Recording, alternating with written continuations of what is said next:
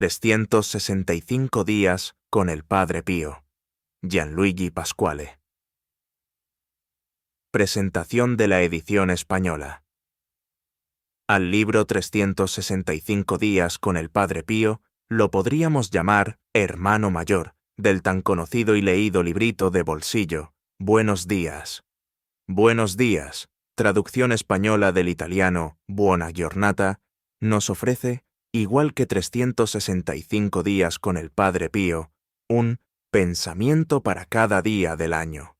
En Buenos días, esos pensamientos están tomados o de los escritos del Padre Pío o de palabras pronunciadas por el santo. En 365 días con el Padre Pío, en cambio, todos los pensamientos se han sacado del epistolario, es decir, de las cartas escritas por el santo capuchino a sus directores espirituales, los padres Benedetto y Agostino da San Marco in Lamis, y a sus dirigidos espirituales. En el primero Buenos días, los pensamientos son muy breves, a veces de 1 o 2 líneas, aunque no por eso menos ricos de contenido. Fijándome en esta brevedad, lo he llamado Hermano Menor, de 365 días, con el Padre Pío. En este, los textos son mucho más amplios, a veces cartas enteras, como la dirigida al Papa Pablo VI en 1968. Por este motivo, le he dado el rango de Hermano Mayor, de Buenos días, y al Hermano Mayor le deseo la misma amplia acogida que sigue teniendo, en italiano y en las versiones a otros muchos idiomas, su Hermano Menor. He de confesar que la traducción española no ha sido, al menos en bastantes casos, nada fácil.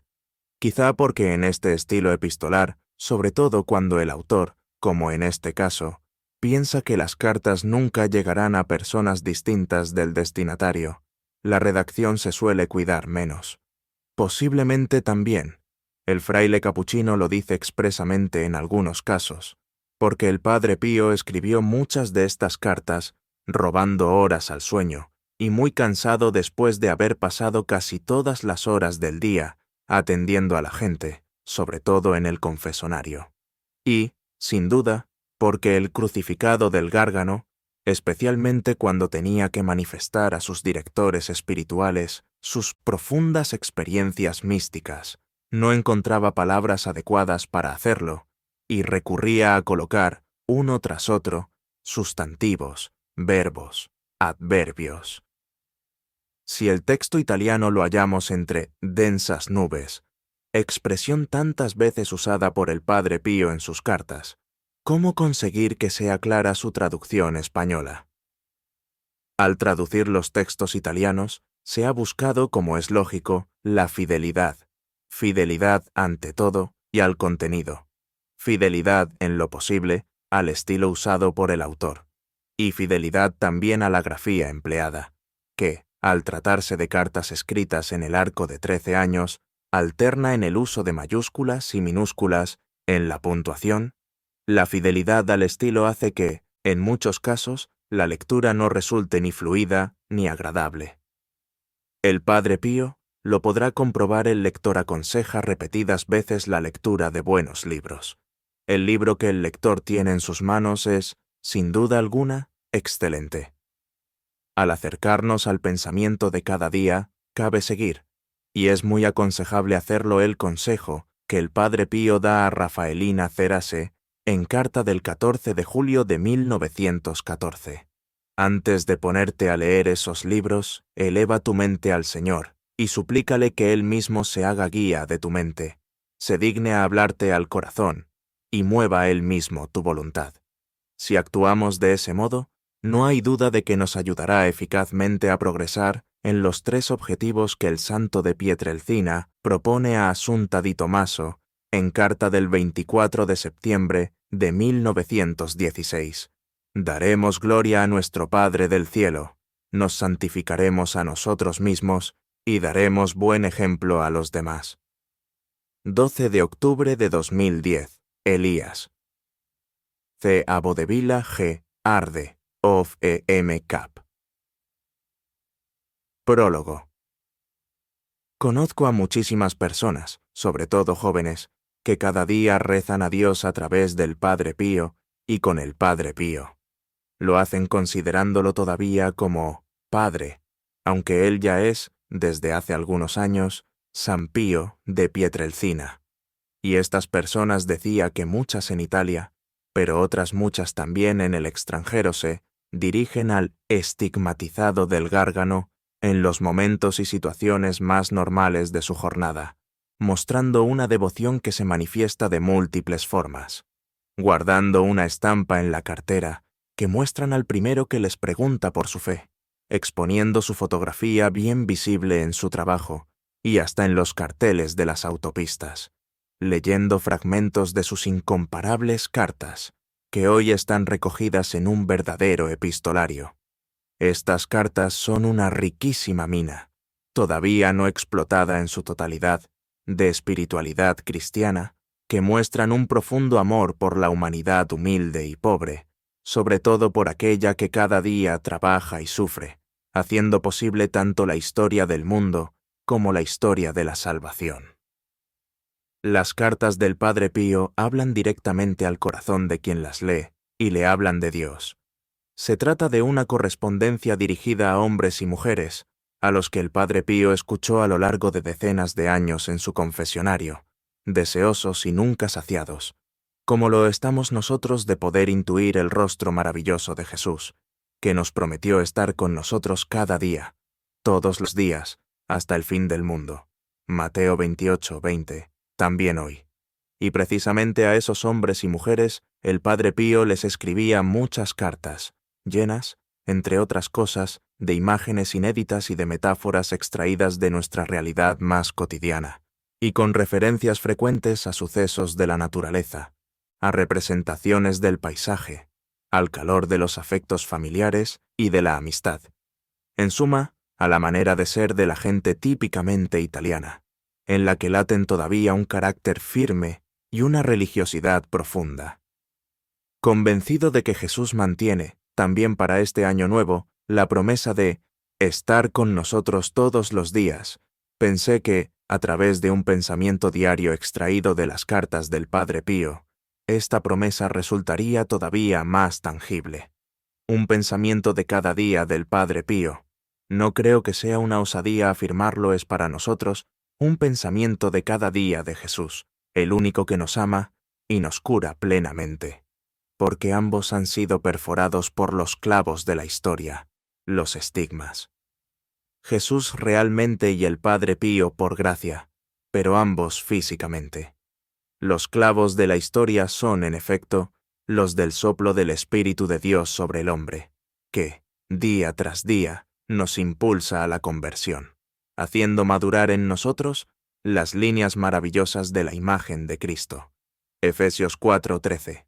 Gracias a este enfoque trinitario del tiempo, tiene lugar para todos, antes o después, un día de conversión. En este sentido, un día de conversión tuvo lugar también para mí, que no conocía casi nada del Padre Pío, aun siendo un cohermano suyo, aunque sí había oído hablar de él. El descubrimiento del santo comenzó en Alemania, hace ahora ya 10 años, cuando era estudiante de los jesuitas en la St. Georgen Hochschule de Frankfurt, y huésped del célebre e imponente santuario mariano de Liebfrauen de dicha ciudad, atendido por los capuchinos. Me encontraba en Alemania desde hacía tiempo. Recuerdo aún aquella gélida mañana de primavera de 1999, cuando el joven guardián, Fray Paulus Terwite, me pidió dar 2 conferencias sobre el Padre Pío en vista de su beatificación, que tendría lugar poco después, concretamente el 2 de mayo, en Roma. Le dije, ¿por qué precisamente yo? Me respondió, no porque eres capuchino, sino porque eres italiano como el Padre Pío. Mi pregunta no nacía de que tendría que hablar en alemán y en el santuario donde los sábados por la mañana, como sucede también hoy dan sus conferencias, los mejores teólogos alemanes, católicos y luteranos, sino de la verdadera dificultad de que del Padre Pío, como he dicho, no sabía casi nada. Pero acepté el reto, y fue así como me puse a estudiar detenidamente las fuentes, es decir, las cartas que ahora publico aquí. Me pareció estar ante el filón de una inexplorada mina de oro, no solamente teológica, sino también rica de un precioso conjunto de sugerencias y de intuiciones espirituales, aptas para poder vivir hoy, con y según el corazón de Jesús, con el fruto de un gran consuelo. En estos pensamientos el Padre Pío ofrece, en efecto, consejos eficaces sobre cómo poder creer en Dios, esperar en medio de las tribulaciones, amar y perdonar al prójimo, gozar en cualquier circunstancia de la existencia. En ellos late el vigor del hermano capuchino, que trata de ayudar a las personas sobre todo a fortalecerse en la vida cristiana, considerada por el Padre Pío como una auténtica propuesta de felicidad para la realización humana. En estos pensamientos, además, se puede encontrar toda la experiencia pastoral que él maduró en los años de su vida franciscana, al dirigir por los caminos del Espíritu a muchas almas, algunas encontradas probablemente una sola vez y otras de forma continuada, en lo que hoy se llamaría el acompañamiento espiritual. Los pensamientos de estas cartas, por tanto, se dirigen a todos, laicos, sacerdotes, religiosos, no creyentes y también jóvenes. En efecto, de todos ellos, el descubrimiento que más me seduce ha sido el de haber conocido en este diario a un Padre Pío increíblemente joven y actual.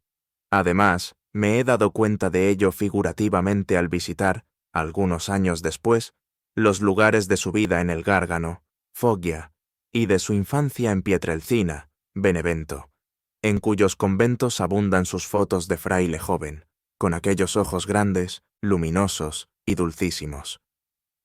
El Padre Pío permaneció siempre joven, como percibiremos leyéndolo en estos pensamientos para cada día, de forma que también nosotros llegaremos al final del año más rejuvenecidos que al inicio. Sucede siempre así para quien vive el tiempo y el paso de los días de modo auténticamente cristiano, dándose cuenta de que, mientras nuestro hombre exterior se va deteriorando, el interior se renueva de día en día. Totocor 4:16. Y este es precisamente el secreto, aquel que el Padre Pío llamaba el secreto del gran rey, Tobías 12:7, que para un cristiano, no solo para un franciscano coincide exactamente con una persona, Jesús. Venecia, 23 de septiembre de 2007, San Pío de Pietrelcina.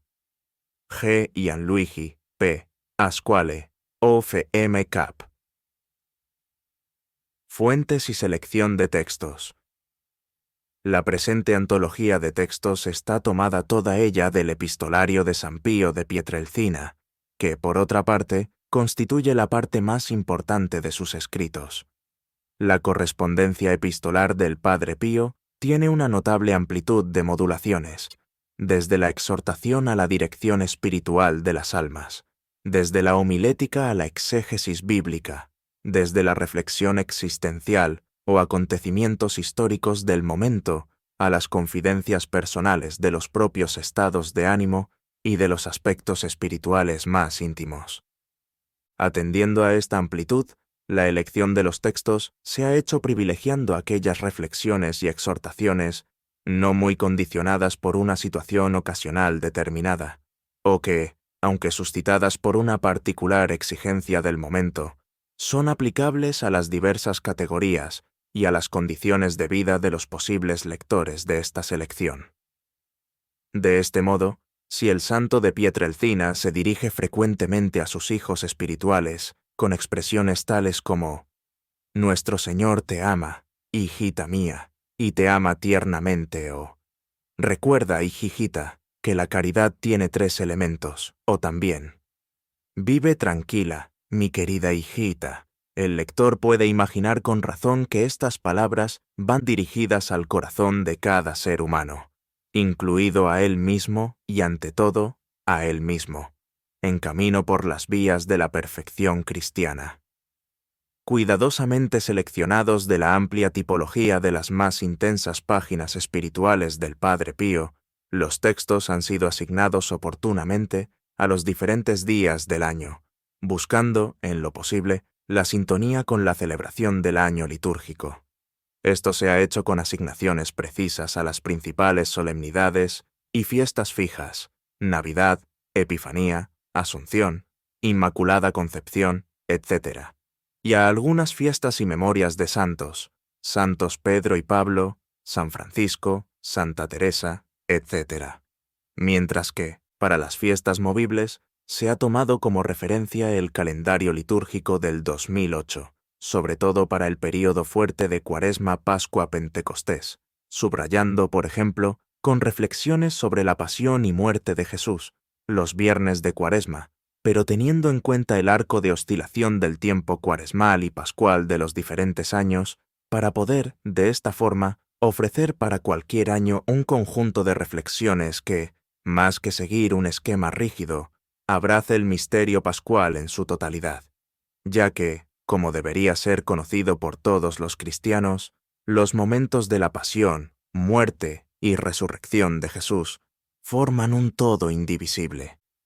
Para los otros días y períodos del año, a veces se han tenido en cuenta algunos eventos importantes de la experiencia espiritual del Padre Pío, como las primeras señales de la transverberación, el 8 de septiembre de 1911, y, sobre todo, por la carta al Padre Benedetto da San Marco in Lamis, en la que describe su propia estigmatización, carta fechada el 22 de octubre de 1918, pero en la que hace referencia a lo que aconteció el 20 de septiembre, y, en consecuencia, asignada a esta última fecha. Con más frecuencia se ha hecho coincidir el día con el de la fecha en la que cada carta fue escrita. En muchísimos casos se han tenido en cuenta las condiciones psicológicas de las estaciones del año que más pueden ayudar a comprender y a hacer fructificar las exhortaciones, los consejos y las reflexiones de Padre Pío, como las reflexiones sobre el hielo interior y la espera de la primavera de gracias en el tiempo invernal, las semejanzas solares y las exhortaciones a estar atentos ante la relajación en verano, o las exhortaciones a las santas lecturas en el otoño. Nótese, en relación con esto, una reflexión sobre el otoño del espíritu, asignada al 1 de octubre. Son solo algunos ejemplos entre los muchos casos de asignación de este tipo, que cada uno podrá reconocer en relación con su propio estado espiritual y su propia sensibilidad. En varios casos se ha articulado en una serie de 2, 3 o 4 días una amplia reflexión de nuestro santo, dividiendo un texto que trata el mismo tema en partes que, en cierto modo, forman una unidad independiente. Así, por ejemplo, la secuencia sobre las máximas para la vida devota, del 2 al 5 de enero, extraídas de la carta a Antonieta Bona del 15 de noviembre de 1917. Una elección concreta ha sido la de textos particulares del principio y del fin del año, una apertura y un cierre significativos. La primera, una exhortación a ponerse en camino, seguida de una cadena de textos sobre las virtudes cristianas, fundamento de la misma existencia cristiana. La última, una serie del intensísimo testamento espiritual, que recalca la gratitud en las relaciones con Dios, por la gracia multiforme derramada abundantemente en la existencia entera. Cada texto va acompañado de la indicación de la carta, de la fecha y de la persona a la que va dirigida, y de la referencia al epistolario completo, aparecido en 4 volúmenes entre 1973 y 1984, con la indicación del volumen, seguido del número de la página. Padre Pío de Pietrelcina,